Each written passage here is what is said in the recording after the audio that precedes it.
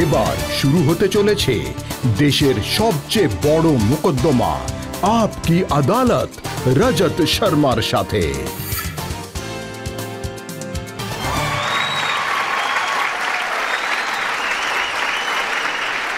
নমস্কার। Thank you. আপকি আদালতে আজ আমাদের অতিথি হলেন সিনেমা জগতের একজন উজ্জ্বল নক্ষত্র, গোটা দুনিয়ায় যার অজস্র ফ্যান রয়েছে। উনি একজন নায়ক, খলনায়কও বটে। উনি হাসাতেও জানেন, কাঁদাতেও জানেন। ওনাকে আপনারা কমেডিতে ভালোবেসেছেন, ট্র্যাজেডিতে ভালোবেসেছেন। ওনাকে ওটিটির বাদশা বলা হয়। প্লিজ ওয়েলকাম জনপ্রিয় অভিনেতা পঙ্কজ ত্রিপাঠী।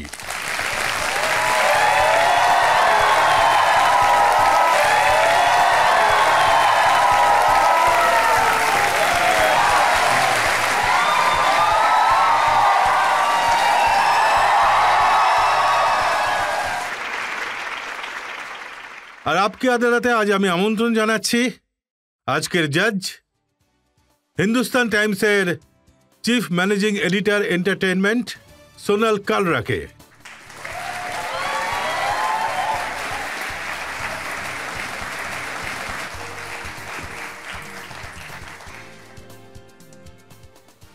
আর আপকি আদালতে আজকের মোকদ্দমা শুরু করার আগে, প্রশ্ন আর অভিযোগের ঝড় ওঠার আগে, আজকের জাজ সোনাল কালরার অনুমতি চাইব আজকের মোকদ্দমা শুরু করার জন্য। অনুমতি দিলাম রজতবাবু, শুরু করুন। গোটা দেশ এখন রাম নামে মেতে আছে। রাম গান হয়ে গেল। তাহলে আসুন শুরু করা যাক আপকি আদালতে আজকের মোকদ্দমার প্রথম অভিযোগ অভিনেতা পঙ্কজ ত্রিপাঠীর ওপর। আপকি আদালতে ফিল্ম স্টার পঙ্কজ ত্রিপাঠীর ওপর অভিযোগ হলো যে উনি খুবই দুষ্টু স্বভাবের। পঙ্কজজি, সিনেমাতে আপনাকে যতটা সাদাসিধে দেখতে পাওয়া যায়, আর এখানেও যতটা সাদাসিধে দেখাচ্ছে ততটা সাদাসিধে আপনি নন। আপনার গ্রামের লোকেরা বলেছে যে আপনি ছোটবেলা থেকেই খুব দুষ্টু ছিলেন। পকেটে সাপ নিয়ে ঘুরে বেড়াতেন আর সকলকে ভয় দেখাতেন। সাপকে দড়ি বানিয়ে ঘোরাতেন আপনি। সত্যি এটা? আমাকে সত্যিটা স্বীকার করতে হবে। হ্যাঁ, এটা সত্যি। আর সত্যিটা এই কারণে যে গ্রামে তো টিভি রেডিও কিছু ছিল না, খেলনা ফেলনাও ছিল না, তাই সাপ বিছে নিয়েই খেলতাম আমরা। তো আমি 76-এ জন্মেছি। 10 বছরে আমি 86। না, আমাদের গ্রামে বিদ্যুৎ এসেছিল 15 বা 16-তে আমার বয়স। তো ছোটবেলায় খেলার জন্য অন্য কিছু ছিল না, শুধু চাঁদ তারাই ছিল, সাপ আর বিছে ছিল। তো অলিতে গুলিতে কুকুর ছিল, এদের সাথেই খেলতাম। তাহলে সাইকেলে সাপ জড়িয়ে নিয়ে আসতেন? না, আসলে ওটা দুর্ঘটনা, ভুল করে হয়ে গেছিল আর কি। না, ওটাকে আমি আনিনি। তো ভুল করে যদি কোনো দুর্ঘটনা হয়ে গেছিল তো গ্রামে গিয়ে সেটাকে বাড়িয়ে চাড়িয়ে বলেছিলাম যে আমি বাহাদুরের মতো কাজ করেছি। গাছ থেকে একবার পড়ে গেছিলাম আর ব্যথাও পেয়েছিলাম, কিন্তু বলেছিলাম যে আমি লাফ মেরেছি। আসলে ছেলে মানুষ তো এসব আমি করতামই। আর সাইকেল নিয়ে প্রচুর কেরামতিও দেখাতেন আপনি? হ্যাঁ, ওই সাইকেল নিয়ে খেলা দেখাতাম কারণ একটা ছেলে ছিল, ও সাইকেল নিয়ে খেলা দেখাতো, তাই ও মেয়েদের মধ্যে খুব ফেমাস ছিল। স্কুলে তখন 7-8-এ পড়তাম আর কি, তখনকার ঘটনা এগুলো। তো একটা স্লো সাইকেল রেস আছে না, যে কে কতটা স্লো চালাতে পারে, স্লো সাইকেল রেসের যে উইনার ছিল সে খুবই পপুলার ছিল। তখন আমিও শিখতে শুরু করলাম যে পরের বছর আমিও উইনার হয়ে যাব আর পপুলার হয়ে যাব, কিন্তু হেরে গেলাম, হতে পারিনি। আপনি ছোটবেলায় এত দুষ্টু ছিলেন যে একবার পোকা খেয়ে ফেলেছিলেন। বাড়ির পেছনে নদী আছে, তাই সাঁতার শিখতে চেয়েছিলাম। কালো রঙের একটা ছোট্ট পোকা আছে যেটা জলের ওপরে খুব তাড়াতাড়ি চলতে পারে, ঠিক আছে, মানে জলের সারফেসে একদম। আচ্ছা, তো গ্রামের যে বড় বড় দাদারা তারা খুবই দুষ্টু স্বভাবের ছিল। তো ওরা বলেছিল যে পোকাটা তুলে খেয়ে ফেললে সাঁতার শিখে যাবি, কারণ ওটা সাঁতার শেখার পোকা। তাই আমি 10-12টা তুলে খেয়ে ফেলেছিলাম। ভেবেছিলাম সাঁতার শিখে যাব, কিন্তু পেট খারাপ হয়নি, যদিও এটাই সৌভাগ্য। আপনি বললেন দুষ্টু ছিলেন, তাহলে কি এটাও দুষ্টুমি যে আপনি আপনার যে রুমমেটরা ছিল, হোস্টেলে যারা ছিল, তাদের ভয় দেখাতেন, ভূত পেতনির আওয়াজ বার করতেন? এই সমস্ত অভিযোগ আমাকে মেনে নিতেই হবে, কারণ এগুলো সবই সত্যি। হ্যাঁ, আমার একজন রুমমেট ছিল যাকে লেবু, সিঁদুর, সুচ সবকিছু একসাথে করে ওকে ও একটু মানে ভূত প্রেতে বেশি ভয় পেত, তাই ওকে ভয় দেখানোর জন্যই আমি এই কাজটা করেছিলাম। এবার আমি আপনার একটা বড় দুষ্টুমির কথা বলি। আপনার নাম ছিল পঙ্কজ তিওয়ারি। আপনি আপনার নাম পাল্টেছিলেন আর তার সাথে আপনার বাবার নামও পাল্টে দিয়েছিলেন। হ্যাঁ, এটা একটা বড় দুষ্টুমি বলতে পারেন। ইতিহাসে এটা প্রথমবার হয়েছিল যে বাবা ছেলে সারনেম পেয়েছিলেন। আমি ক্লাস 10-এ আমার অ্যাডমিট কার্ডে ফর্ম ফিল আপ করেছিলাম পরীক্ষার জন্য আর কি। আমার ছিল তিওয়ারি আর গ্রামের দুজন ছিল ত্রিপাঠী। আমার কাকা নিজে ত্রিপাঠী লিখতেন, ঠিক আছে। এমনিতে দুটো সারনেম একই। তো উনি সরকারি চাকরিতে অধিকারী হয়ে গেছিলেন। একজন বাবা ছিলেন সাধু বাবা, তিনি হিন্দির প্রফেসর হয়ে গেছিলেন। তো আমি আর আমার মতো যত ত্রিপাঠী ছিল সবাই পুজো পার্বণ চাষবাস এসবই করত। তখন আমার মনে হলো যে ভাই এটা তো সারনেমের ব্যাপার, আমি যদি চাষবাস আর পুজো পার্বণ না করতে চাই তাহলে একটা লাস্ট অপশন আছে, জীবনে যদি কিছু না হয় তাহলে এই কাজই করব। তখন আমি ফর্মে আমার নাম পাল্টে ত্রিপাঠী লিখলাম আর বাবারটা তিওয়ারি লিখলাম। পণ্ডিত বনারস তিওয়ারি হলেন আমার বাবা। আমি ভাবলাম আমার অ্যাডমিট কার্ড যদি রিজেক্ট হয়ে যায় এই সারনেমের জন্য, তাই আমি ওনার পণ্ডিত বনারস ত্রিপাঠী করে দিলাম আর কি। আপনি বড় মানুষ হওয়ার চেষ্টায় নাম পাল্টে দিয়েছেন, কিন্তু আপনার জ্যোতিষী তো বলেছিল যে আপনি অ্যাক্টিং লাইনে কিছু করতে পারবেন না, সিনেমার লাইনে আপনার কিছু হবে না, আপনার পায়ে চক্র আছে। হ্যাঁ, উনি হস্তরেখা বিশেষজ্ঞ ছিলেন। আমার বাড়িতে আমার বড় বোনের বিয়ে ছিল, উনি হাত দেখতেন। মেয়ে চলে যাওয়ার পর বাড়ি কেমন ফাঁকা ফাঁকা হয়ে যায়, তাই না? বয়স্করা এক জায়গায় বসে থাকে, বাচ্চারা একটু দূরে গিয়ে খেলা করে, সব কিছুই কিরকম সাজানো গুজানো থাকে, কিন্তু পরিবেশটা অদ্ভুত চুপচাপ হয়ে যায়। তখন আমি সেই পরিবেশটা একটু পাল্টে দেওয়ার জন্য ওইদিকে গিয়ে খেলছিলাম। তখন আমাকে ডাকা হলো।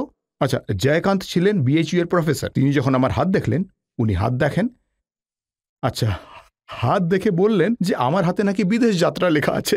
আমার হাতে নেপাল আমাদের এখান থেকে 40 কিলোমিটার দূরে। তখন সবাই বলল ও আবার বিদেশে কোথায় যাবে, ও গেলে নেপালে যাবে। তখন উনি বলেন যে না না, নেপাল তো আমাদের হস্তরেখার ক্যাটাগরিতে বিদেশের মধ্যে পড়ে না, পাসপোর্ট ভিসা ছাড়াই তো নেপালে যাওয়া যায়, সেই জন্যে বা চলে আসা যায়। বললেন না এটা বাইরে। তখন কথাবার্তা হতে থাকলো যে ও করবেটা কি, হ্যাঁ, যে ওর হাতে তো বিদেশ যাত্রা লেখা আছে। তখন ওনারা আমায় এয়ার ইন্ডিয়ার মেইনটেনেন্স স্টাফ বানিয়ে দিলেন। এই সিদ্ধান্ত নিলেন যে এয়ার ইন্ডিয়াতে মেইনটেনেন্স স্টাফে চাকরি করবে, পাইলট ক্রু মেম্বার হবে না। আমি বললাম যে কল্পনাতেই আমাকে কোনো ভালো পজিশন দিয়ে দাও। এখানে কথা হচ্ছিল যে তোমার দ্বারা অ্যাক্টিং ফ্যাক্টিং কিছু হবে না, পরে তোমার ইলেকট্রনিক্সে কিছু হতে পারে, টিভির দোকানে সেলসম্যান হতে পারবে তুমি। তো অ্যাক্টর হয়ে স্ক্রিনে আসবো এরকম কোনো সম্ভাবনাই আমার জীবনে ছিল না, কখনোই ছিল না আর কি। তো অ্যাক্টিং এর এই যে পর্যায়, সেটা কোথা থেকে শুরু হলো? মন থেকে। প্রথম সুযোগ কোথায় পেয়েছিলেন? পাটনাতে আমি ছাত্র পরিষদের আন্দোলনের জন্য 2 দিন গ্রেপ্তার হয়ে ফিরেছিলাম আর কি। সেখানে আমার বন্ধু বান্ধবরা ছিল, বলল এদিক ওদিকে গলিতে নাটক হচ্ছে, চল দেখে আসি। দেখতে গেলাম, দেখে খুব ভালো লাগলো। তারপর আমি কিন্তু সেই গ্রেফতারিতে পুলিশের হাতে ভালো রকম মার খেয়েছিলাম, হ্যাঁ এটা সত্যি। তখন মনে হচ্ছিল যে নেতাগিরি করাটা খুব কঠিন কাজ, এর জন্য তো লাঠিচার্জ চলতেই থাকবে। তখন আমি নাটক দেখছিলাম আর দেখতে দেখতে আমার উপরে নাটকের ভীষণ প্রভাব পড়ল। 2-1টা নাটকে অ্যাক্টরের পারফরমেন্স দেখে আমি কেঁদেও ফেলেছিলাম, ইমোশনাল হয়ে গেছিলাম। তা পাটনাতে একটা সাইকেল স্ট্যান্ড ছিল কালিদাস রঙ্গালয়ের বাইরে। আচ্ছা, তার ইনচার্জ ছিলেন সুনীল বাবু। তখন আমি ওনাকে বললাম যে আমি রোজ নাটক দেখতে যেতাম রেগুলার, আমি বললাম যে আমিও করতেও চাই। তখন উনি বলেন যে ঠিক আছে, আমি দেখা করিয়ে দেবো। তা উনি পাটনাতে একটা গ্রুপের সঙ্গে আমার সাক্ষাৎ করিয়ে দিলেন, বললেন যে এই নাটকের খুব ভালো দর্শক। আমি প্রতিদিন যেতাম নাটক দেখতে, সে যেদিনই হোক, দ্বিতীয় দিন তৃতীয় দিন। তখন সাইকেল স্ট্যান্ডওয়ালা 1 টাকা ফিস ছিল তখন সাইকেল রাখার জন্য, সেটা মাফ করে দিল। বলে যে তুমি খুব ভালো দর্শক, তুমি রোজ দেখতে এসো, তোমাকে টাকা দিতে হবে না, সাইকেল পাশে রেখে দিও। তা উনি প্রথম সুযোগ পাইয়ে দিলেন। কিন্তু আপনি তো পাটনায় গেছিলেন মেডিকেল লাইনে পড়াশোনা করতে, বাবা বলেছিলেন যে ডাক্তার হতে হবে। আমার মনে হয়েছিল যে আমার দ্বারা হবে না। আর ডাক্তার হতে গেলেও যোগ্যতা লাগে, ঠিক আছে। অ্যাক্টর হতে গেলেও যোগ্যতা লাগে। তাই বিষে বিষে বিষক্ষয়, ডাক্তার হয়নি, অ্যাক্টর হয়ে গেলাম আমি। আপনি হোটেলেও কাজ করেছেন? হোটেলে তো আমি রান্নার কাজে ছিলাম। হ্যাঁ, প্রথমে ট্রেনিং নিয়েছিলাম 6-7 মাস আলাদা আলাদা ডিপার্টমেন্টে, কন্টিনেন্টালে, চাইনিজে, প্যান্ট্রি, বেকারিতে বেশি ছিলাম আমি। আর তারপর আমার যে শেফ ছিল সে রিয়েলাইজ করলো যে আমাকে সুপারভাইজ করে দেওয়া হোক, ও সবাইকে ভালো ম্যানেজ করে দিতে পারবে, এন্টারটেনও। তো 1 বছরের জন্য কিচেন সুপারভাইজার ছিলাম। আপনি ওখানেও দুষ্টুমি করেছিলেন? মনোজ বাজপেয়ীর জুতো চুরি করেছিলেন? না, সেটা তো গুরুর প্রতি ভক্তির জন্য। আপনারা চান না গুরুর কোনো চিহ্ন আপনাদের কাছে থাকুক? তো গুরুজি হোটেল থেকে চেক আউট করে চলে গেছিলেন, কিন্তু ওনার একটা রবারের জুতো হোটেলে পড়েছিল। হাউসকিপিং এর লোকজন আমায় বলল, আমি বললাম হ্যাঁ, আমি ওনার রুমে সার্ভিস করতে গেছিলাম। সত্যি পায়ের হাত দিয়ে প্রণাম করলাম, বললাম আপনার যদি কোনো অসুবিধা হয়, কোনো কিছু খেতে ইচ্ছা হয় আমায় বলবেন। তো আমি বললাম ওনার যে জুতোটা রয়ে গেছে হাউসকিপিং এ, সেটা আমায় দিয়ে দাও। আমি অন্তত গুরুর কড়মে পা দেওয়ার প্র্যাকটিস তো করে নিই। তখন আমি নিয়ে এসেছিলাম, কিন্তু ওরা বলল যদি উনি ক্লেম করেন তাহলে। আমি বললাম নতুন জুতো কিনে ওনাকে কুরিয়ার করে দেবো, অসুবিধে নেই। এই ছিল জুতোর ঘটনা। উনি ক্লেমও করেননি আর উনি জানতেনও না। আর সেই জুতো জোড়া আমার ভাগ্য বদলে দিল। সত্যি এটা একটা বিশাল বড় সফলতা। উন্নতির শিখরে আপনি পৌঁছেছেন। আমরা প্রার্থনা করছি আপনি আরো উপরে উঠবেন। জনতার থেকে কোনো প্রশ্ন? স্যার, আজকাল গুগল সার্চ করলে এটা জানা যায় যে আপনি একটা সিনেমার জন্য 4 কোটি টাকা ডিমান্ড করেন বা নিয়ে ও আপনার ইনকাম জিজ্ঞাসা করছে? তাহলে কি এটা সত্যি কথা স্যার? না, এটা সত্যি নয়। বেশি দেন তার থেকে?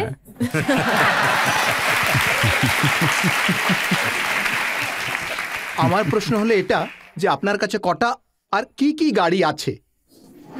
BMW, Jaguar, Mercedes, ফারারি, Audi.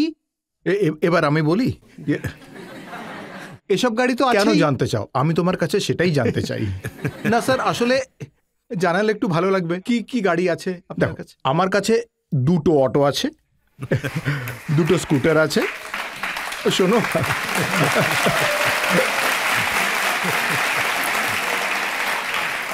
আমি তোমার ব্যাপারটা বলছি। আমার কাছে একটা লাক্সারি গাড়িও আছে, কিন্তু আমি কখনো তার ফটো পোস্ট করি না আর কি, বলিও না কখনো। সেটা এই জন্য আমাকে নিতে হয়েছিল যে কারণ আমি যখন সিনেমা করতাম, মানে বড় ব্র্যান্ড বাজেটের সিনেমা করতাম, তো আমি যখন ছোট গাড়ি করে যেতাম, মানে নিজের সস্তা গাড়ি আর কি, তখন বাকিরা সবাই মনে করতো এক ছোট অ্যাক্টরকে কাস্ট করা হয়েছে। উনি তো সাধারণ গাড়ি করে আসেন। তাই সেই ভ্রমটাকে ভাঙানোর জন্য আমি লাক্সারি গাড়ি কিনেছিলাম। আমি কিন্তু বাকি খুব একটা দামি জিনিস পছন্দ করি না। এই দেখুন, খাদি কটনের জামা কাপড় পরে আছি, ব্যাস। But you are looking really smart. কিন্তু পঙ্কজজি, আপনি গ্রাম থেকে মুম্বাই পৌঁছলেন কি করে? মোটর সাইকেল থেকে বড় বড় গাড়ি পর্যন্ত পৌঁছলেন কি করে? এসব নিয়ে অনেক প্রশ্ন আছে আমার কাছে। আমরা একটা ব্রেক নিয়ে নেব, আর ব্রেকের পর পঙ্কজ ত্রিপাঠীর ওপর প্রশ্ন আর অভিযোগের ঝড় বয়ে যাবে। আপনি যে শহরে চাকর হয়ে এসেছেন, আমি হলাম সেই শহরের মনিব।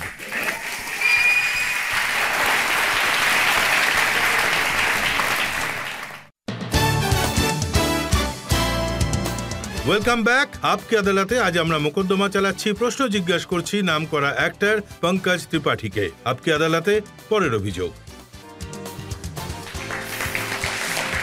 আপকি আদালতে ফিল্ম স্টার পঙ্কজ ত্রিপাঠীর ওপর অভিযোগ হলো যে উনি যা ইচ্ছে তাই করেন। পঙ্কজজি, আপনার অ্যাক্টিং ক্যারিয়ারের দিকে দেখতে গেলে তো আপনি ভালো থেকে ভালো রোলকেও বদলে দেন, নিজের মর্জি মতো করেন। আমি এক এক করে আপনাকে এক্সাম্পল দিচ্ছি। আপনি একটা ডেইলি সোপ করছিলেন, তাতে ভিলেনের রোল করছিলেন, আর সেই সময় গ্যাংস অফ ওয়াসেপুরে রোল পেয়েছিলেন। ক্রুশিয়াল সিন ছিল। আগেরটা ছেড়ে আপনি উধাও হয়ে গেলেন আর গ্যাংস অফ ওয়াসেপুরে কাজ করতে চলে গেলেন। যা ইচ্ছা তাই করেছিলেন। কেউ একজন তো আছে যে হিন্দি ফিল্ম ইন্ডাস্ট্রিতে নিজের মতো করে কাজ করে। আসলে না, ডেইলি সোপে হয় কি, কমিটমেন্ট আপনাকে অনেক বেশি বজায় রাখতে হয়। সব ম্যানেজ হয়ে যায়। কিছুই করার ছিল না। কি করার ছিল? ডেইলি সোপে 5 দিন অ্যাক্টিং করতে হয়, 6 দিনের দিন রোজ 20 মিনিটে 18 মিনিট অ্যাক্টিং, আর তারপরে ফ্রিজ করে দেয় একটা হাই পয়েন্ট বানিয়ে। আমি বললাম ডেটটা একটু ম্যানেজ করে দাও বড় ফিল্মের জন্য। তো মানলই না, কোনো মতেই মানলো না। আমি বললাম তাহলে আমাকে ছেড়ে দাও, আমাকে বের করে দাও, আমি চলে যাচ্ছি সিনেমাতে, গ্যাংস অফ ওয়াসেপুর। তো ও বললো যে তুমি তো ভিলেন, হিরোইনের বিয়ে হতে চলেছে, তুমি না থাকলে আটকাবে কে? আমি বললাম আমি হিরোইনের বিয়ে আটকানোর জন্য থাকবো নাকি নিজের ক্যারিয়ার দেখবো ওইদিকে? তাই আমি বেরিয়ে গিয়েছিলাম। তারপর ওর আমার ভাইকে দিয়ে বিয়ে আটকে দিল। টিভিতে এসব অনেক কিছুই হয়ে যায়, যেমন পুলিশ ওনাকে ধরে নিয়ে গেছে, কয়েকদিন আপনি নেই, পরের এপিসোডে এসে আবার জয়েন করে নাও। কিন্তু আপনি গেছিলেন কেন, তাও আবার কসাইয়ের রোল করার জন্যে? ছাগল কাটা হচ্ছে, রক্ত বেরোচ্ছে, মোষ কাটা হচ্ছে। হ্যাঁ, সেটা আমি ওখানে যাওয়ার পর জানতে পেরেছি যে এটা এতটা হিংসাত্মক। এলাহাবাদের রিয়েল লোকেশন ছিল, আর আমাদের কারোর অভ্যেস ছিল না ওই ধরনের জায়গায় যাওয়ার, দেখার। তাই বেচারারা সবাই একটু বিরক্ত হয়েছিল, আমিও বিরক্ত হয়েছিলাম। ওই যে কসাইখানার সিনটা ছিল তাতে। আর প্রত্যেকটা শটের পর আপনি বমি করতেন। হ্যাঁ, খুবই দুঃখজনক ছিল। যেমন যেমন তেমন করে করেছিলাম। আমার নিজের জীবনে হিংসাত্মক সিন দেখাটা একেবারেই পছন্দ নয় আর কি, আর করাটাও ভীষণ মুশকিল ব্যাপার। আমি এগুলো করতেই চাই না। আমি কালীন ভাইয়ের মতো করে দেব, যিনি বসে বসে হালকা অর্ডার দেন, নিজে হাত পা চালানো, গুলি করা, এইসবগুলো কিন্তু না, একেবারেই নয়। ওই রোল আপনাকে অনেক জনপ্রিয়তা দিয়েছিল, কিন্তু রোলটা তো ছিল গালিগালাজ আর গোলাগুলি। টাকা পাইনি স্যার। না, জনপ্রিয়তা আমার স্বভাবে গালিগালাজ আর গোলাগুলি ছিল না, সিনেমাতে ছিল। আপনি সুলতান কুরেশির রোলটা দেখবেন, উনি 2 জায়গায় গুলি চালিয়েছেন আর গালাগালি খুবই মিনিমাম দিয়েছেন, সবচেয়ে কম উনিই দিয়েছেন। যে কোনো রোল দেখবেন আমার, আমি খুবই মানে সেই সময়ও আর এখন তো একদমই করি না এসব, অনেক ভেবে চিনতে আমি শব্দের ব্যবহার করি, অকারণ বেশি কথা একেবারেই নয়। গালাগালিও ভেবে চিন্তে দেন তাহলে? না, ভাবের অভাবে গালাগালির প্রয়োগ হয়, সেই সময় করতাম সেগুলোতে আনন্দ পাওয়ার জন্য। যখন ভাবের অভাব হলো আর পরিশোধনের তখন কোনো রাস্তা থাকে না, না হলে আর এখন তো এমনিতেই করি না। তাহলে এটা কি সত্যি যে যখন আপনি গ্যাংস অফ ওয়াসেপুর করছিলেন, সুলতানের রোল প্লে করছিলেন, কিছু গ্যাংস্টার আপনাকে অ্যাপ্রোচ করেছিল? হ্যাঁ, আপনি কি করে জানলেন? আচ্ছা, হ্যাঁ, অনেক মানে ওই সময় অনেকগুলো সাউথের, নর্থের, ইন্ডিয়ার এদিক ওদিককার গ্যাংস্টার আমাকে আইডিয়াল মনে করতে শুরু করেছিল। হ্যাঁ, ওরা মনে করতো যে বচ্চন সুলতান যা বলে গোটা সিনেমাতে সেটাই করে, আর ওর ক্যারেক্টারের কোনো গরমিল নেই, সব দিক থেকে চরিত্রবান মানুষ একখানা, ঠিক আছে তো? তাই ওই রোলটা সবারই খুব পছন্দ হয়েছিল। সত্যি অনেক রাইটার আসতেন, গল্প শোনাতেন, কিন্তু ভয় পেতেন যে যদি পকেট থেকে ছুরি বার করে ফেলি। কিন্তু নিউটনে তো একদম অন্যরকম রোল ছিল, যার জন্য আপনি অ্যাওয়ার্ডও পেয়েছিলেন। কিন্তু আমি শুনেছি তাতেও আপনি নিজের খুশি মতো কাজ করেছেন, পুরো ক্লাইম্যাক্স পাল্টে দিয়েছিলেন। নিউটনের খুবই স্ট্রিক্ট, সিনিক্যাল, অ্যালকোহলিক ক্যারেক্টার ছিল। নিউটনের সাথে ওর সম্পর্ক ভালো ছিল না। আমি যখন পড়লাম আর বুঝলাম, আমি বললাম যে সকাল 5টার সময় ওই ব্যক্তির সাথে আমার দেখা হয়েছে, ভোট লড়তে এসেছে, বিকেল 5টার পর হয়তো আমার জীবনে আর কখনো দেখা হবে না ওর সাথে। আমরা কলিগ নই, আমরা সেম ডিপার্টমেন্টের নই, ভোটে আলাদা আলাদা মানুষের ডিউটি থাকে। এর থেকে তাহলে আমার সমস্যাটা কোথায়? সমস্যা এইটুকুই যে তুমি চাও কাজ তোমার মতো করে হোক, আমি চাই কাজ আমার মতন করে হোক। তা আমি বললাম যে এর জন্য এত অ্যারোগেন্ট, আর এর মানে এর থেকে একটু আনন্দ নেওয়া যাক। হয় আমি রেগে যাব, এর থেকে আনন্দ উপভোগ করব, ওকে সারাদিন ধরে খাওয়াবো। তখন ডিরেক্টর বলল যে এই খাওয়ানোর আইডিয়াটা খুব ভালো, তাই উনি নিউটনকে সারাক্ষণ ফাঁসিয়ে রাখে। তো এই হলো ফন্দি, এইভাবেই আনন্দ উপভোগ করে। কখনো কিছু প্রশ্ন করেন, কোনো বিষয় ব্যস্ত রাখেন। তাই ক্লাইম্যাক্স পরিবার দেখানো হয়েছে ক্লাইম্যাক্সে। না হলে প্রথমে ছিল আমাকে সম্মানিত করা হয়েছে, কারণ নকশাল এলাকাতে ভোটে দাঁড় করিয়েছিল, তো অমিত মাসুরকর আর লেখক ছিল মায়াঙ্ক, ওনারা সবই পাল্টে দিয়েছিলেন। তার মানে যে কোনো রোল প্লে করে খুব আনন্দ উপভোগ করেন? স্যার, পেমেন্ট আমার ব্যাংক অ্যাকাউন্টে যায়, কিন্তু জীবন চলে আমার আনন্দ দিয়ে। তো ওই যে আপনি যে জিজ্ঞেস করছিলেন না পেমেন্ট আর গাড়ির কথাটা, আনন্দই কিন্তু হলো আসল ইনকাম বন্ধু। আনন্দ দিয়ে জীবন ট্রাভেল করো, এর কোনো মূল্য হয় না, আর সেটা হলো খুবই দামি। সব থেকে মূল্যবান জিনিস হলো আনন্দ। আপনি যেমন নিউটনের জন্য ট্রাভেল করেছেন আর জঙ্গলে থেকেছেন, হ্যাঁ, আর ওখানে এত ভয়ের পরিবেশ ছিল যে সিআরপিএফ এর যে ইউনিফর্ম ছিল সেটাও পরতে পারতেন না। একদিন তো আমরা যাচ্ছিলাম আর হঠাৎ প্রোডাকশনের লোকেরা এলো, আর আমরা সকাল 5টায় যখন যেতাম তখন ইউনিফর্ম পরে যেতাম। তো সেই সময় এসে ওরা বললো ইউনিফর্ম পরে যেও না। কেন? বললো না, কেউ যদি মনে করে তোমরাই আসল ফোর্স দিয়ে অ্যাটাক করে, তাহলে ওখানে গিয়ে চেঞ্জ করো বরং। তো তো আমরা গাড়িতে বসে ওপরের শার্টটা খুলে ফেললাম আর শুধু সাদা রঙের আন্ডারওয়্যার দেখা যাচ্ছিল। এই ঘটনা ঘটেছিল একদিন। এমন সিচুয়েশনে কখনো ভয় পেয়েছেন? না, ভয় পাইনি, কারণ এমনিতে আমরা যেখানে যাই শুটিং করতে সবাই জানে যে শুটিং করতে এসেছি। যেমন গ্যাংস অফ ওয়াসেপুরের একটি সিকোয়েন্স করছিলাম রামনগরে, বেনারসের ওই পাড়ে।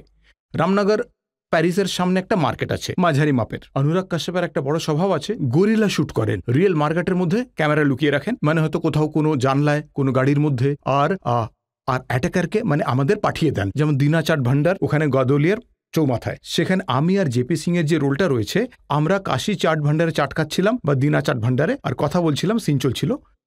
যে ব্যক্তির কাছ থেকে আমরা চাট খাচ্ছিলাম, যে ব্যক্তির পাশে আমাদের মতো গ্রাহক দাঁড়িয়ে ছিল, সেও জানতো না ওখানে শুটিং চলছে, ক্যামেরা লুকিয়ে রাখা আছে। রামনগরে যে সিকোয়েন্স ছিল, জিশানের ক্যারেক্টারকে চেজ করে বাইকে আমরা গুলি করব, আমি শুটিংয়ের নকল বন্দুক চালাতে পারতাম, কিন্তু সেটা শব্দ হতো এবং ধোঁয়াও বের হতো, ফলে এফেক্টটা রিয়েল হতো। তখন অনুরাগ বলল যে স্যার এখন মার্কেট শুরু হয়ে গেছে, সকাল 10টা বাজে, সবজি বাজার বসে গেছে, ব্যাংক খোলা রয়েছে এবং লোকজন যাতায়াত করছে। তোমরা দুজন বাইক নিয়ে আসবে, মারুতি ভ্যানের মধ্যে ক্যামেরা লুকিয়ে রাখা হবে আর মারুতি ভ্যানের পেছন দরজা খোলা থাকবে, আর আপনি ওই পয়েন্টে গিয়ে মোটামুটি ফায়ারিং চালু করে দেবেন। তখন আমি বললাম হ্যাঁ ঠিক আছে, করা যাবে। আমি সবকিছু দেখলাম। তারপরে আমার চোখ গেল ব্যাংকের দিকে। ব্যাংকের বাইরে দুজন পুলিশ ছিল বন্দুক নিয়ে। তো আমি বললাম যে দেখুন, যদি এটা করতে হয় তাহলে সবার আগে ওনাদের দুজনকে গিয়ে বলুন যে এখানে গুলির আওয়াজ শুনতে পাবেন, সেটা হলো শুটিংয়ের, না হলে ওনারা সত্যি গুলি চালিয়ে দেবেন, তাহলে ভীষণ রকম গন্ডগোল হয়ে যাবে। তারপর গিয়ে ওনাদের বলা হলো এটা কোনো গ্যাং ওয়ার নয়, এটা শুটিং হবে এখানে। আমরা সাধারণত লক্ষ্য রাখি যে যেখানেই যাই সেখানে বলে দিই যে শুটিং হবে, তো কোনো অসুবিধা হয় না আর কি। আপনি ভয় পান না বটে, কিন্তু স্ত্রীতে আপনি মানুষকে ভয় পাইয়েছেন। হ্যাঁ, সেটা তার জন্য তো পয়সাও পেয়েছি, ভয় পাওয়ানোর জন্য। এবার স্ত্রী 2তেও ভয় পাওয়াবো, সেটা শুটিং হয়ে গেছে। আর দেখুন, আমি এটাও শুনেছি যে স্ত্রী 1-এ আপনি শট নিতে নিতে বসে পড়তেন, আর কেউ জানতেই পারতো না, আর ক্যামেরাম্যান খুব অসুবিধায় পড়ে আমি যেত। তেমন একটা নই যে প্ল্যান করে কোথাও যাবে যে এই করবো তাই করব, তাই আমি ডায়লগেও এবং পজেসেও স্পন্টেনিটি নিয়ে নিই, বুঝেছেন তো। অঙ্গভঙ্গি করে অভিনয় করার সময়, ওঠার বসার সময় হঠাৎ করে কিছু করে দেখানো কাণ্ড কারখানা। তাই আমার পরিচিত ডিওপি সবসময় প্রথমে ওয়াইড ক্যামেরা অ্যাঙ্গেল লাগান, যে একটু ওয়াইড রাখো, কারণ যে কোনো সময় নড়াচড়া করবে। অভিনয় করার সময় আমি নিজেকে স্ট্রিক্ট রাখি না। আর আপনি বলেছিলেন যে আমাকে কম্বলের কস্টিউম তৈরি করে দাও। আপনার রিসার্চ তো খুব ভালো স্যার। হ্যাঁ, স্ত্রী 1-এ আমি আমার ওই বলেছিলাম ওনাকে যে কম্বলের লং কোট বানিয়ে দিতে। ছোট শহরে চন্দেরিতে ফেঁসাছি, কিন্তু নিজেকে ইউরোপিয়ান মনে হচ্ছে। ওদের মতো চেক প্রিন্টের কাপড় তো পাওয়া যায় না, তাই কম্বল কেটে লং কোট তৈরি করে নেওয়া হয়। তাই সেই আইডিয়া থেকেই আমার স্যুটটা তৈরি হয়েছিল। স্ত্রী 1-এ যে লং কোটটা পরেছিলাম না, সেটা কস্টিউম ডিজাইনারের নয়, আমার আইডিয়া ছিল। কারণ রুদ্র ভাই সবসময় বই নিয়ে থাকে, কল্পনা করে যে আমি একজন ইউরোপিয়ান মানুষ, তাই সেরকম একটা কিছু তৈরি করে। সেরকমই ছিল আমার গ্রামে। মানে আপনি যে কোনো গ্রামে দেখতে পাবেন যে একজন মানুষ থাকে, যিনি থাকেন তো গ্রামে, কিন্তু মানসিকভাবে সে অন্য কোথাও বসবাস করে। আর লুডোতে যে আপনি লেদার জ্যাকেট বানিয়েছিলেন, ব্ল্যাক আর সাদা জুতো, সেটা অনুরাগ বসু বানিয়েছিলেন, আমি বানাইনি। সেটা অনুরাগদার তৈরি করা ছিল। উনি এই জন্য করেছিলেন কারণ উনি বললেন যে এটা গ্যাংস্টারের রোল, তুমি আগেও গ্যাংস্টার করেছো, তো এবার কি অন্যরকম করবে। তাই একটু হলুদ চশমা, লেদার জ্যাকেট, জুতো, লুঙ্গি, তারপর একটা গান এখানে রাখছে, বের করছে, এই সবগুলো অ্যাড হয়েছিল। কিন্তু লুডোয় যে ক্যারেক্টারটা ছিল সেটা গ্যাংস্টারে ছিল, কিন্তু আপনি খুবই মিষ্টিভাবে করেছিলেন। এটা কি তাহলে আপনার কারসাজি ছিল? আমি প্রতিটা নেগেটিভ ক্যারেক্টারকে তার পরিবারের পয়েন্ট অফ ভিউ থেকে দেখি। সে কি নিজের পরিবারের কারণে ভিলেন হয়েছে? তারপর যখন দেখি যে না, আমাদের গব্বর সিং এর মানে মেয়ের কাছে তো গব্বর সিং একজন হিরো অবশ্যই। বলছে বাবা কোথায় গেছে? আমি বললাম কাজ করতে গেছে, বিকেলবেলা ইনকাম করে নিয়ে আসবে, তারপর 2টো রুটি হবে। তাই আমি যখন ভিলেনকে তার পরিবারের পয়েন্ট অফ ভিউ থেকে দেখি, তখন তাদেরকে আমার ভালো মানুষ বলেই মনে হয়। সবাই আপনাকেও খুব ভালোবাসে। আরে এটা ওদের ভালোবাসা। জনতার মধ্যে থেকে কোনো প্রশ্ন? স্যার, আপনার অনেক সিনেমা এসেছে, আর যে কোনো একটা সিনেমা থেকে আপনার ফেভারিট ডায়লগ শুনিয়ে দিন।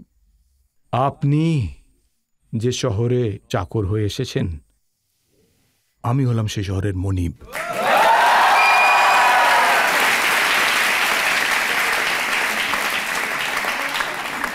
আর ফুকরেতে আপনি যে কায়দায় ইংরাজি বলেছিলেন সেটা একবার সবাইকে শুনিয়ে দিন। হ্যাঁ, চিটিং কি ছিল? Virus. Virus, he is virus. Cardamom, কিসকা মাম? Madam cardamom. ফুকরেটা খুব মজার ছিল। তো এই যে আইডিয়াটা ছিল হিন্দি ইংরাজি মিক্স করে বলার, এটাও আমারই ছিল। আমি প্রথম পার্ট 1-এ ফুকরের যে পার্ট 1 ছিল, আমি চৌকিদার ছিলাম। আমি ডিরেক্টরকে বললাম, প্রথমে তো উনি না করে দিলেন যে না না না যা লেখা আছে তাই বলবে। তো তারপর আমরা রিহার্সাল দিচ্ছিলাম, লাইটিং চলছিল আর লাইটম্যান ক্যাবিনে ছিল। ওটা ছিল সিকিউরিটির ক্যাবিন, তো যেটা পণ্ডিতজির মিরান্ডা কলেজের ক্যাবিন ছিল। চিনতে পারছো তো তোমরা? যাওয়া আসা হয় তো ওখানে। তা তা লাইটিং চলছিল আর আমরা রিহার্সাল করছিলাম। তখন ডাইরেক্টর বারণ করে দিল যে ইংরেজি বলবে না। আমি এমনিতেই ভাবলাম এটা কি থোড়েই শুটিং, এটা তো রিহার্সাল হচ্ছে। তো আমি ডায়লগ বলে ফেললাম, হ্যাঁ, হি ইজ সো ভলগার, চুচাকে। তো সেখানে যে লাইটম্যান কাজ করছিল সে হাসতে শুরু করলো। তারপর আমার এক ভাই এলো, সাইডে গিয়ে বললো, বলে দো ইংরেজিতে ওই লাইনটা। আসলে উনি রিহার্সালে রিয়াকশনটা দেখে ফেলেছিলেন। তারপর সেটা অ্যাড হয়ে গেল। তারপরে পার্ট 2-তে তো লেখাই ছিল, পার্ট 3-তে আগে থেকে লেখা ছিল, পার্ট 1-এ ছিল। কিন্তু আপনি পার্থক্যটা দেখুন, পার্ট 1 আর পার্ট 2 এর পোস্টারে আপনার ছবি ছিল না। পার্ট 3-তে পঙ্কজ ত্রিপাঠী সেলেবল স্টার হয়ে গেলেন। এইটাই তো হলো জীবন, তাই না?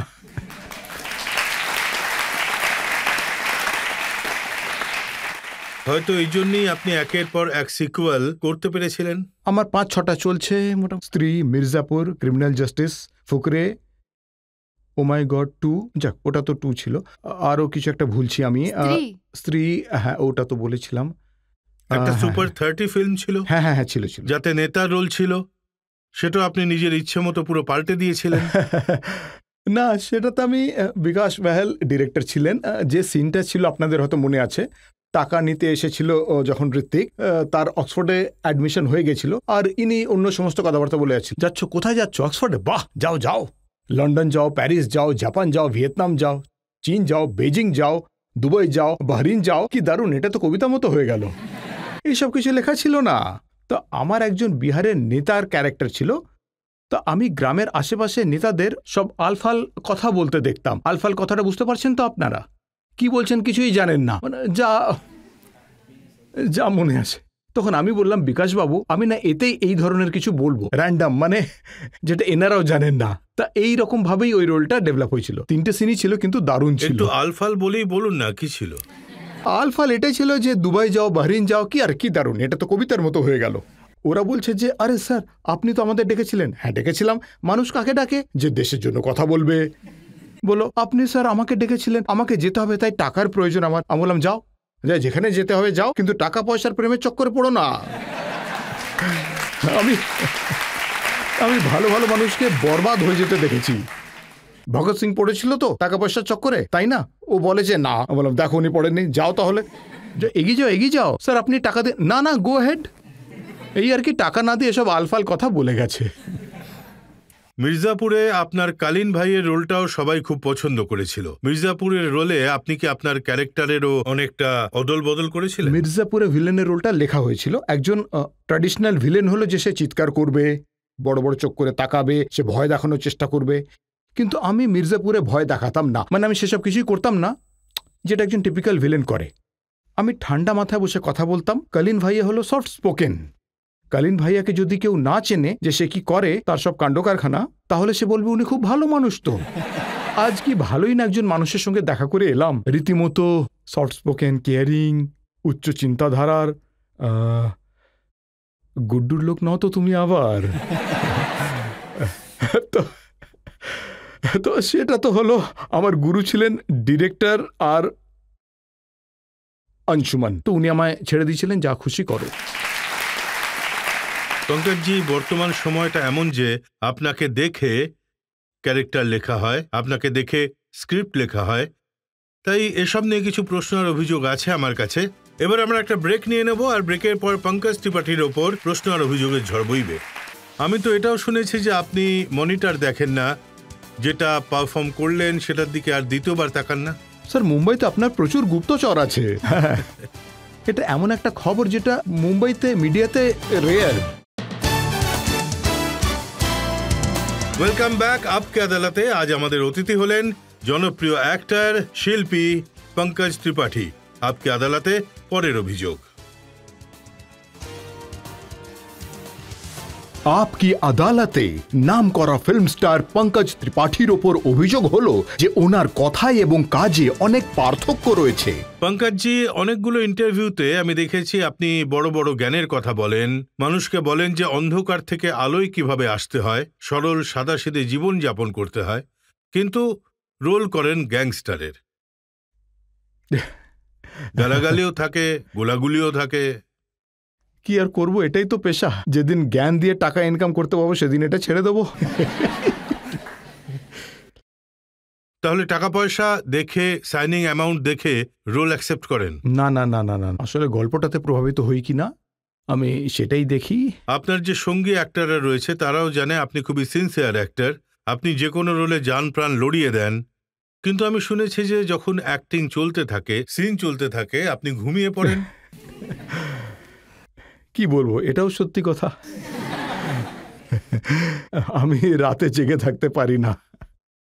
এই তো স্ত্রীতে সিন চলাকালীন আমি ঘুমিয়ে পড়েছিলাম। তো আমি ঘুমিয়ে পড়ি স্যার, এটা সত্যি, এটা অনেকবার ঘটেছে। যখন আমার মনে হয় যে যদি ডায়লগ না থাকে, ডায়লগ বলতে হলে তো ঘুমোনো অসম্ভব, কিন্তু যখন আমাকে শুনতে হয় তিনজন অ্যাক্টর কথা বলছে, তখন আমি সাধারণত মানে আপনারা যে সিনে দেখবেন যে নাইটিংয়ের লাইটিং রয়েছে আর আমি এরকম করে আছি,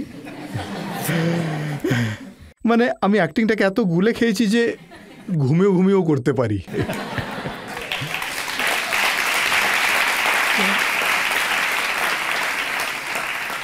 আমি এটাও অনেকবার শুনেছি যে যেমন স্যার হ্যাঁ বলুন। ভারত যেমন আমরা টেক্সট বইতে পড়েছি যে ভারত কৃষি প্রধান দেশ, ঠিক আছে, তেমনি আমি হলাম ঘুম প্রধান মানুষ। আমাকে ঘুমোতেই হয়। হ্যাঁ বলুন। অনেকবার এমন হয়েছে যে আপনি অসুস্থ ছিলেন, সেটে অ্যাম্বুলেন্স দাঁড়িয়েছিল আর আপনি রোল চালিয়ে যাচ্ছিলেন? হ্যাঁ, এমনটা হয়েছে, দুবার হয়েছে। আর একবার অফার পেয়েছিলাম এরকম হওয়ার, আপনারা বুঝতে পারছেন, এরকম হওয়ার অফারও পেয়েছিলাম। আমি বললাম আমি অসুস্থ। তখন আমার ডিরেক্টর বললেন সেটে অ্যাম্বুলেন্স আর ডক্টর থাকবে তো? আমি বললাম এই ফিল্মটা আমি করব না। তো এরকম দুবার হয়েছে, কারণ স্যার শুটিংয়ের ডেট যদি কমিট হয়ে যায় তখন 200-250 লোকজন থাকে, তাতে লোকেশন বুক করা থাকে, কো অ্যাক্টরদের ডেট দেওয়া থাকে, আর অন্ততপক্ষে প্রডিউসারের 50-60 লাখ টাকার কাস্টিং থাকে, আর সবচেয়ে বড় ব্যাপার হলো সবারই ডেট দেওয়া থাকে, আর সেইটা ঘেঁটে গেলে না খুব সমস্যা হয়ে যায়, খুবই প্রবলেমের। আর বেশিরভাগই এসব আমার বন্ধুরা আর আত্মীয় স্বজনরা বুঝতে চায় না। সেই ডেটেই হয়তো কোনো বন্ধুর বিয়ে থাকলো, বলে যে তুই ছেড়ে দে শুটিং। আমি বলি যে কি করে ছাড়বো ভাই, আমি একা নই, আমার সাথে আরো 4 জন অ্যাক্টর আছে, এত লোকজনকে ডেট দেওয়া হয়েছে, লোকেশন আছে। তাই এসব প্রফেশনের কিছু কিছু বাধ্যতা থাকে, তাদের মধ্যে একটা হলো আপনি অসুস্থ, কিন্তু এতটা অসুস্থ নন যে আপনাকে আইসিইউতে যেতে হচ্ছে, আর স্যালাইন চলছে, পেন কিলার আর অ্যান্টিবায়োটিক নিয়ে যদি কাজ চালানো যায় তাহলে চালান। আপনার এক বন্ধু আমার কাছে অভিযোগ জানিয়েছিল যে আপনার ফ্র্যাকচার হয়েছিল 83 শুটিং চলাকালীন, তবু আপনি সেটে কাজ করে গেছেন। হ্যাঁ, কোন বন্ধুর কথা বলছেন? হ্যাঁ, আমার রিফ্র্যাকচার হয়েছিল এই 4 আর 5 নম্বরটা। আমি রাতে ঘুমোতে পারিনি, সকালে জানতে পারলাম যে আমাকে মির্জাপুরের সেটে যেতে হবে। ওই যে সিনটা ছিল না যেখানে স্টেজে মাধবী আর মুন্না আছে আর আমিও আছি, সেই সিনটা করছিলাম আমি, এবং করে আরেকটা সেটে গেলাম আমি, আরেকটা ওটিটি প্ল্যাটফর্মে ফটোশ্যুট ব্যান্ড্রাতে।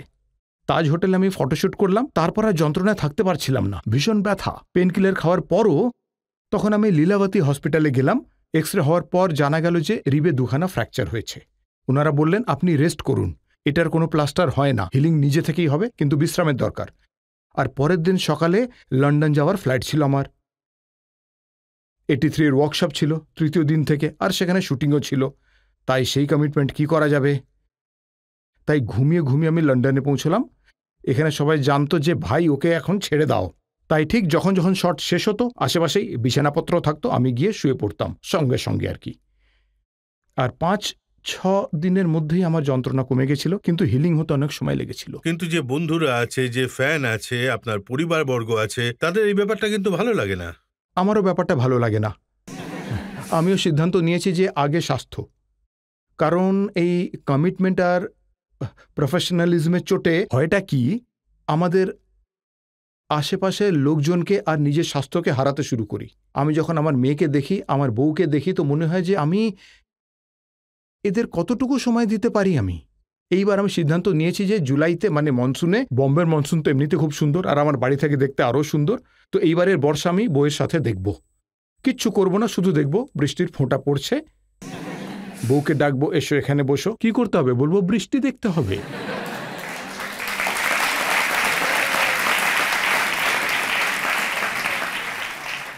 আর এমন বৃষ্টিতে যদি কেউ সাইনিং অ্যামাউন্টের বৃষ্টি নিয়ে আসে তাহলে বলবো ছাতাটা নিচে রেখে দাও। আমি তো এটাও শুনেছি যে আপনি মনিটর দেখেন না, না আপনি একবার যেটা পারফর্ম করেছেন সেটা দ্বিতীয়বার দেখেন না। স্যার, মুম্বাইতে আপনার অনেক গুপ্তচর আছে। এটা এমন একটা কথা যেটা মিডিয়াতে খুবই রেয়ার, কেউই জানে না।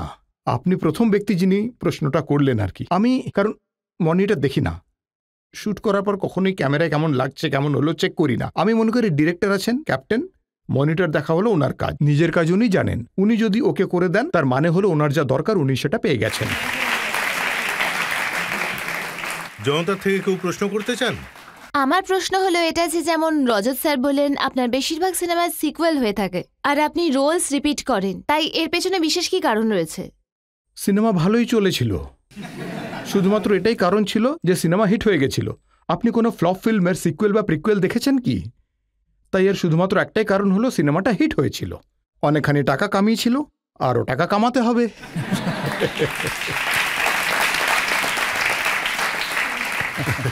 হ্যাঁ বলুন। এটা কি সত্যি যে আপনি যখন মুম্বাইতে এসেছিলেন গুন্ডার রোল করার জন্য, তখন আপনি রামগোপাল বর্মার কাছে চলে গেছিলেন? হ্যাঁ, গেছিলাম তো। আর ওখানে গিয়ে দেখলাম যে আমার চেয়েও বেশি ভয়ঙ্কর ভয়ঙ্কর গুন্ডা সেখানে দাঁড়িয়ে আছে। তখন আমি বললাম যে ওদের থেকে তো আমার চেহারা অনেক ভালো। একজনের এদিকে কাটা দাগ, অমনি আমি জিজ্ঞেস করলাম যে আপনারা কি অ্যাক্টর? ওনারা বললেন যে হ্যাঁ হ্যাঁ আমরা অ্যাক্টর। সেই শুনে আমি বললাম যে আপনাদের এত ভয়ঙ্কর দেখাচ্ছে। ওনারা বললেন রামগোপাল ভার্মার ভয়ঙ্কর কাস্টিং এটা। তখন সেই সময় না চার বাংলায় কয়েকজন এরকম মার্ক আর রক্ত মেখে ঘুরে বেড়াতো, যে রামুর নজর পড়ে যায় যে এই যে আমার অ্যাক্টর পেয়ে গেছি। কিন্তু রামু আপনাকে দেখেছিলেন, ডেকেছিলেন? হ্যাঁ ডেকেছিলেন, সেটাও খুব ইন্টারেস্টিং গল্প স্যার। রামু আমাকে ডেকেছিলেন, বললেন ওখানে বসো। একটা বেঞ্চ ছিল, সেখানে চারজন বসতে পারতো, এরকম লম্বা বেঞ্চ আছে না। উনি আমাকে বললেন যে সাইডে বসো। তো আমি ওইদিকে সাইডে গিয়ে আরাম করে বসলাম। উনি বললেন আরও মোর ক্লোজ দিস সাইড। তখন আমি চারজন মানুষ বসার মতো বেঞ্চে একা ঠেসে বসে আছি, যেন আরও পাঁচজন এসে বসবে এইভাবে এই বেঞ্চে। সামনেই বসেছিলেন রামু আর আমার দিকে দেখছিলেন মোটামুটি এইভাবে। 10-15 মিনিট ধরে যদি কেউ আপনার দিকে এইভাবে তাকিয়ে থাকে তো আপনি কি ভাবেন? আরে আমি কোথায় তাকাবো? তারপর দেখার পর বললেন যে যাও গো। তারপরে আর ডাকেননি। না না, উনি খুবই ভালো ডিরেক্টর। একবার সিঁড়িতে দেখা হয়েছিল, তখন আমার খুব প্রশংসা করেছিলেন যে you are doing good Pankaj. হয়তো এখন উনি বুঝতে পারছেন সেই সময় আপনাকে কাস্ট করলে ওনারই লাভ হতো। না স্যার, সমস্ত খেলাই হলো সময়ের। সেই সময় যদি আমায় কাস্ট করতেন তাহলে ওনারও লোকসান হতো, আমারও লোকসান হতো। তাই জীবনে যেটা হচ্ছে না তার জন্য কখনো হতাশ হবেন না, ভালো কিছু হওয়ার প্রস্তুতি সেটা। আমরা আর একটা ব্রেক নিয়ে নিচ্ছি, আর ব্রেকের পর আপকে আদালতে পঙ্কজ ত্রিপাঠীর ওপর অভিযোগ আর প্রশ্নের ঝড় বয়ে যাবে। আমি ওনাকে বলেছিলাম যে অটলজি, আমি আপনার কাছে কথা বলার কায়দা শিখতে চাই, ভাষণ দেওয়ার। তখন উনি বলেছিলেন আমার কাছ থেকে বলার কায়দা শিখতে হবে না, যদি কিছু শিখতে হয় তাহলে শিখুন কোথায় চুপ থাকতে হয়। অনেক বড় কথা এটা। আজ এটা আমার বাধ্যবাধকতা যে আমি আপকি আদালতে রয়েছি, নয়তো চুপ থাকতাম।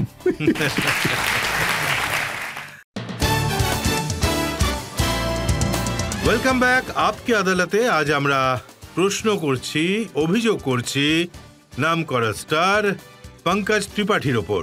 আপকে আদালতে পরের অভিযোগ। আপকি আদালতে ফিল্ম স্টার পঙ্কজ ত্রিপাঠীর ওপর অভিযোগ হলো যে উনি প্রয়োজনের তুলনায় একটু বেশি ইমোশনাল।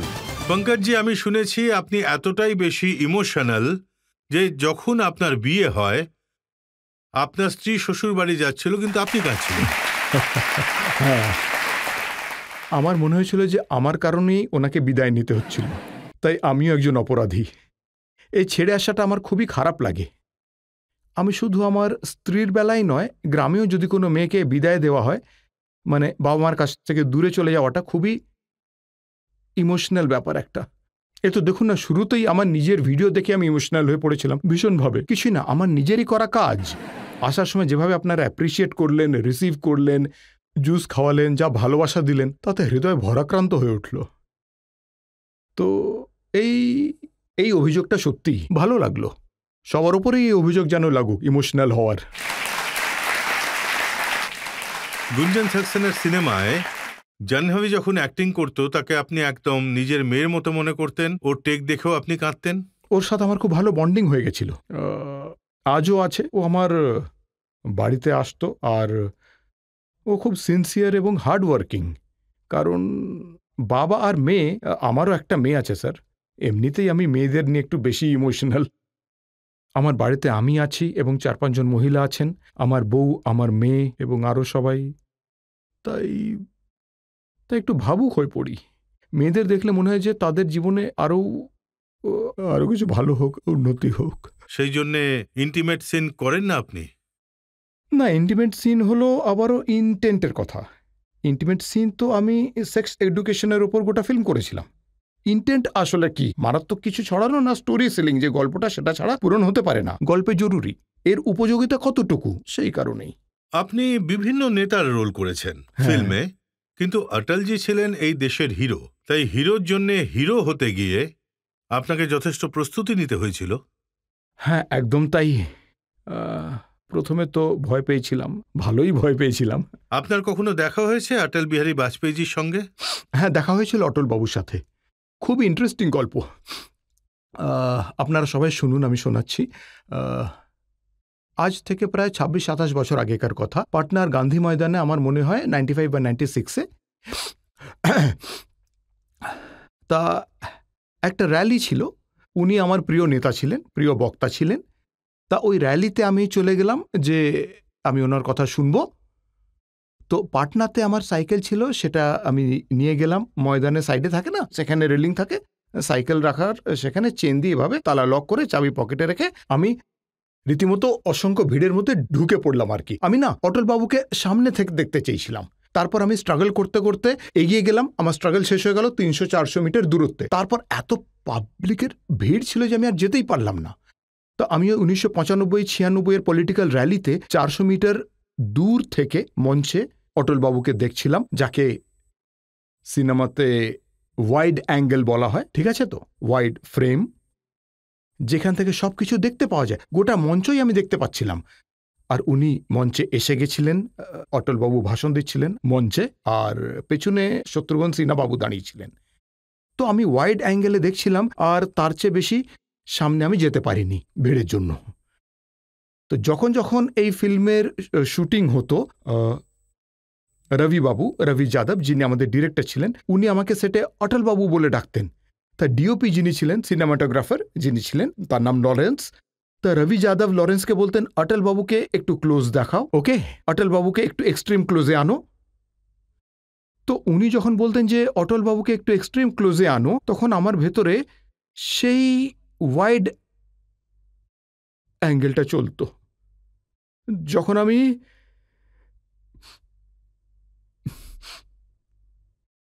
দূর থেকে দেখেছিলাম।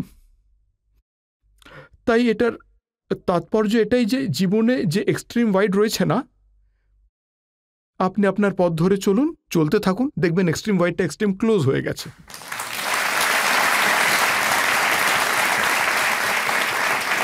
যখন আপকে আদালতে অটলজি এসেছিলেন তখন আমি ওনাকে বলেছিলাম আপনার নামে কন্ট্রাডিকশন রয়েছে, আর উনি জবাব দিয়েছিলেন যে আমার মা বাবা আমার নাম ঠিকই রেখেছিলেন, আমি অটলও বটে আর বিহারীও বটে। তো আপনার ফিল্মে এই দুটো রূপই কি দেখা যাবে? হ্যাঁ, আমরা সবাই মিলে চেষ্টা তো করেছি। এই লুকটা তো এমনিও দেখতে পাবেন যে অটলবাবুর চরিত্র করছি, যে অভিনেতা সে নিজেই বিহারী। অটলজি কিন্তু স্বভাব অনুযায়ী যখন প্রয়োজন পড়তো নরম হয়ে যেতেন, আবার যখন প্রয়োজন পড়তো গরম হয়ে যেতেন। আর পাকিস্তানের প্রতি উনি নরমও ছিলেন, গরমও ছিলেন। আপনি কি এই নরম গরম ব্যাপারটা দেখিয়েছেন? হ্যাঁ, অবশ্যই দেখিয়েছি। লাহোর বাস যাত্রাও আছে, সেই নরম ভাবটাও আছে, ওনার বিচার বিবেচনাও আছে যে একটা মিত্রতা যেন পূর্ণ হোক, আর যেখানে কঠিন নির্ণয় নিতে হতো সেটাও আছে। ভালোভাবেই দেখিয়েছি। তখনই তো ব্যক্তিত্বটা আপনি বুঝতে পারবেন, যখন নরম ভাবটাও থাকবে আর ওনার সমস্ত কিছুও থাকবে। আমরা সবাই মিলে সেই চেষ্টাই করেছি। যখন অটলজিকে নিয়ে ফিল্ম বানাচ্ছিলেন তখন ওনাকে নিয়ে আপনি পড়াশোনাও করেছিলেন নিশ্চয়ই? হ্যাঁ, অনেক পড়েছি, কিন্তু আমার খুব আফসোস যে শুটিংয়ের আগে আপনার সাথে দেখা হয়নি। আরও কিছু জানা যেত তাহলে। অটলজিও খুবই ইমোশনাল মানুষ ছিলেন। হ্যাঁ, জানি না আপনার সিনেমায় সেটা নজরে পড়বে কিনা।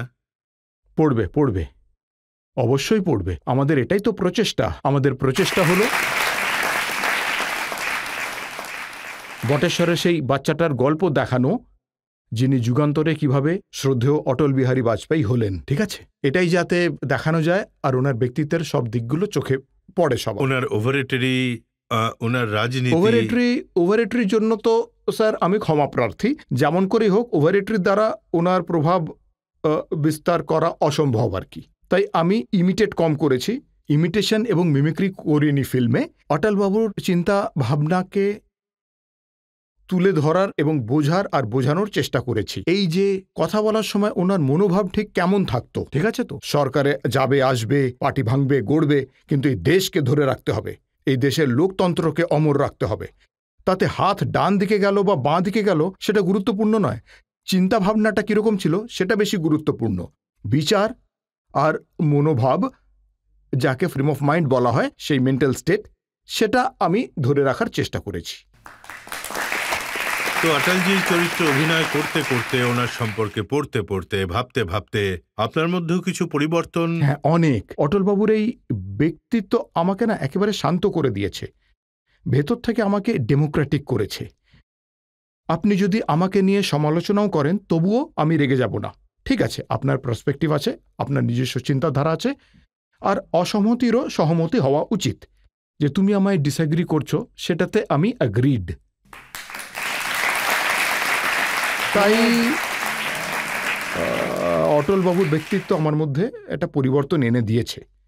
অটলজি একবার আমাকে বলেছিলেন যে আপনি যত বড় হতে থাকবেন, সঙ্গে সহ্য শক্তিটাও ততটাই বাড়াতে থাকবেন। আহা, উনি বলেছিলেন যে কথা বলো না, চুপ করে থাকতে শেখো। আমি ওনাকে বলেছিলাম যে অটলজি, আমি আপনার কাছে কথা বলার কায়দা শিখতে চাই, ভাষণ দেওয়ার। তখন উনি বলেছিলেন, আমার কাছ থেকে বলার কায়দা শিখতে হবে না, যদি কিছু শিখতে হয় তাহলে শিখুন কোথায় চুপ থাকতে হয়। উনি দারুণ কথা বলেছেন। আজ আমি বাধ্য যে আমি আপকি আদালতে রয়েছি, না হলে আমিও ভেবেছিলাম চুপ থাকবো। এই ফিল্মেও কি অটলজির কবিতা আছে? সবাই কি সেটা শুনতে পাবে? হ্যাঁ হ্যাঁ, এই ফিল্মেও প্রচুর কবিতা আছে। অনেক জায়গায় কিছু কিছু সিনে আমি ডায়ালগ না বলে ওনার দু একটা কবিতার লাইন ব্যবহার করেছি, বেশ কিছু করেছি আর কি। সেগুলো অনেকগুলোই আছে, বেশ কিছু জায়গায় আছে, আমার গলাতেই আছে, কিন্তু আসলে সেখানে অটলবাবুর গলাতেই কবিতাগুলো শোনা যাবে ফিল্মের মধ্যে। হিন্দিতে বলেছি। जो जितना ऊंचा उतना ही एकाकी होता है, हर भार को स्वयं ही ढोता है, चेहरे पर मुस्काने चिपका मन ही मन रोता है।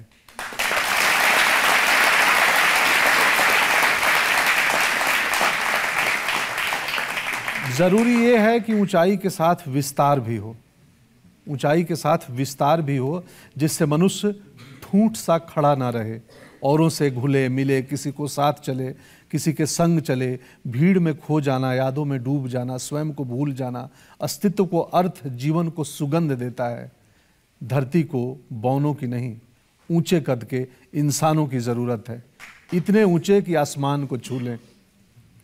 तो এই হলো কবিতা। এই কবিতার শেষে আবার ওই লাইনটা আছে, मेरे प्रभु मुझे इतनी ऊंचाई कभी मत देना, गैरों को गले न लगा सकूं, इतनी रुखाई कभी मत देना। আপনার কাছে একটা প্রশ্ন ছিল যে আপনি নানান রকম চরিত্রে অভিনয় করেছেন, তাহলে আপনি যখন অটলবাবুর মতো এরকম একটা চরিত্রে অভিনয় করলেন তাতে কি কি সমস্যার সম্মুখীন হলেন আপনি? হ্যাঁ, এটা এক ধরনের চ্যালেঞ্জ ছিল আমার কাছে, যে কতটা ইমিটেশন আর কতটা নকল করতে পারবো, আর আমি কি ন্যায় করতে পারবো। জীবনটা এতটাই বড় যে কি রাখবো, কি রাখা আছে, আর কোনটা ছেড়ে যাবে, স্ক্রিপ্ট কিরকম হবে। কারণ আমাকে যখন ফিল্মটা নিয়ে অ্যাপ্রোচ করা হয়েছিল তখন কোনো স্ক্রিপ্ট ছিল না। সবচেয়ে বড় সমস্যা ছিল প্রস্থেটিক আর মেকআপ। 2 ঘন্টা ধরে প্রস্থেটিক করা হতো আমার চেহারায়। আর লখনৌতে 45-46 ডিগ্রিতে প্রস্থেটিকের রুল হলো যে এসি ফ্লোরে 22 ডিগ্রির মধ্যে আরাম করে 5-6 ঘন্টা পর্যন্ত করতে পারবেন, তার বেশি নয় কিন্তু একেবারেই। ঠিক আছে, রিয়েল লোকেশনে আমাদের 45 ডিগ্রি টেম্পারেচারে ভীষণই চ্যালেঞ্জিং ছিল, খুবই মুশকিলের ছিল এই ফিল্ম মেকিং। বিনোদ ভানুশালী এখানে রয়েছেন, প্রডিউসার। বিনোদজি, আমি আপনার কাছে জানতে চাই যে আপনি অটল বিহারী বাজপেয়ীর এই এত কঠিন রোলটার জন্যে পঙ্কজ ত্রিপাঠীকে কেন বেছে নিয়েছেন? তা যখন আমরা ফিল্ম তৈরি করার কথা ভাবলাম, তো অটল বাবুর উপর একটা ফিল্ম তৈরি হওয়া উচিত, তখন কাউকে ভাবতেই পারিনি, এনাকি ভেবেছিলাম। আর এই কথাটাই আমি পঙ্কজ বাবুকে বললাম যে আপনি যদি বারণ করে দেন তাহলে ফিল্মটা তৈরি হবে না, মানে আমরা তৈরি করতে পারবো না। অ্যান্ড আই থিঙ্ক আমাদের যে চয়েস সেটা নিয়ে যখন পুরো ফিল্মটা তৈরি করলাম, তাতে এই রেজাল্ট আমরা পেলাম। এখন শুধু অপেক্ষা 19 জানুয়ারির, মানুষ বলবে যে আমরা ঠিক চয়েস করেছি না ভুল। আমি বিনোদজি, আমি অটলজিকে খুব কাছ থেকে দেখেছি, ওনার হাবভাব দেখেছি, ওনাকে কথা বলতে শুনেছি, আপকে আদালতে বসিয়ে ওনাকে প্রশ্ন জিজ্ঞাসা করেছি। তাই আমার অভিমতটা একটু অন্যরকম হতে পারে যে আপনি যাকে অটলজির চরিত্রে অভিনয় করার জন্য বেছেছেন সেটা একদম সঠিক চয়েস।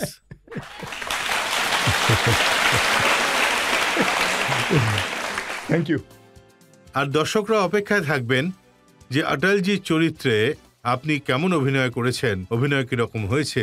আর অটলজির জীবন সম্পর্কে জানার জন্য মানুষ অধীর অপেক্ষায় রয়েছেন, যাতে ওনাকে আরো জানতে পারা যায়। একটা ব্রেক নিয়ে নেব, আর ব্রেকের পর শুনবো আপকে আদালতে আজকের জাজ সোনাল কালরার রায় আজকের মোকদ্দমার।